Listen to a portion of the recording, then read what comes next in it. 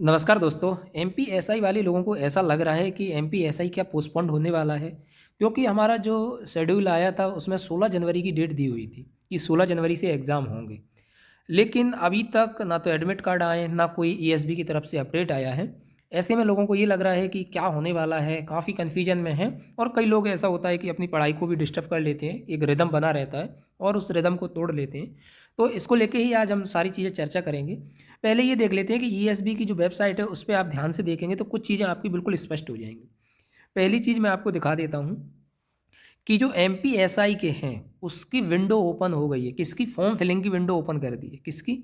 Form filling की window open हो गई है, जी हाँ। और कब से कब तक है?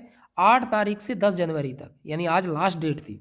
आपको प्रूफ के तौर पे आप देखेंगे तो ये देखिए यहाँ पे ऑनलाइन फॉर्म ट्रांसजेंडर सूबेदार सब इंस्पेक्टर रिफर जी एडवर्टीजमेंट है, इसकी ऑनलाइन विंडो खोल दी है।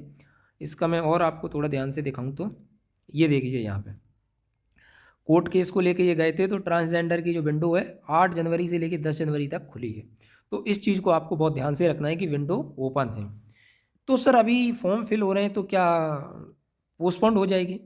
मुझे देखिए, आप ये नहीं कह सकते कि पोस्टपोन्ड हो जाएगी, क्योंकि इससे पहले भी कई एग्ज़ाम में ऐसा हुआ है कि 7 दिन पहले विंडो ओपन हुई है लेकिन एग्ज़ाम बिल्कुल समय पे किया गया है।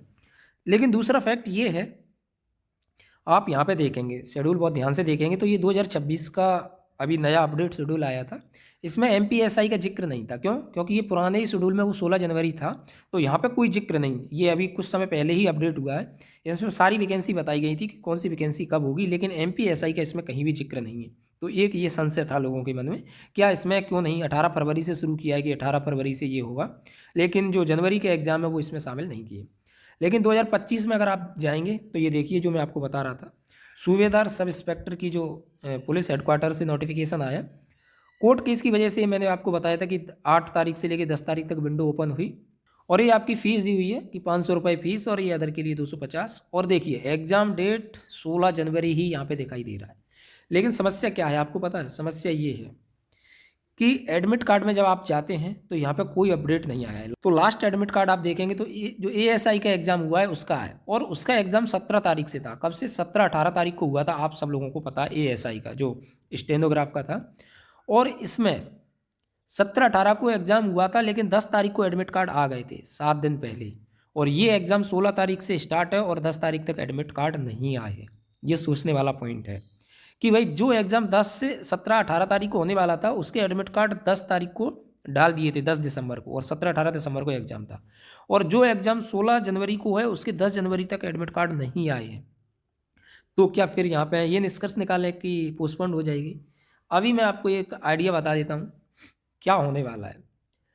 95% संभावना ये है कि एग्ज़ाम एग्ज़ाम क्या होगा, अपने टाइम पे होगा। हो सकता है ये जो वीडियो आपको मिल रही है उसके बाद एडमिट कार्ड आ भी जाए, यानी कल 11 तारीख को या आज 10 तारीख को ही रात में एडमिट कार्ड आ जाए, ये हो सकता है। और 5% पॉसिबिलिटी ये है कि ईएसबी को ये लगे कि शायद एग्ज़ाम नहीं करा पाएंगे या कुछ चीज़ें हो रही हो तो इसको पोस्टपोन कर दें। लेकिन ईएसबी हो चाहे एमपीपीएससी हो, इनका रिकॉर्ड ये है कि रिजल्ट ये भले ही सालों साल नहीं थे, लेकिन एग्ज़ाम अपने टाइम पे कराते हैं। भाई एग्ज़ाम करा लेते हैं, लेकिन रिजल्ट के लिए जिस तरह से लेट करते हैं वो नहीं करते। एग्ज़ाम जिस डेट को है उसको करा के ख़त्म करते हैं। तो ये चीज़ आपको ध्यान रखना है।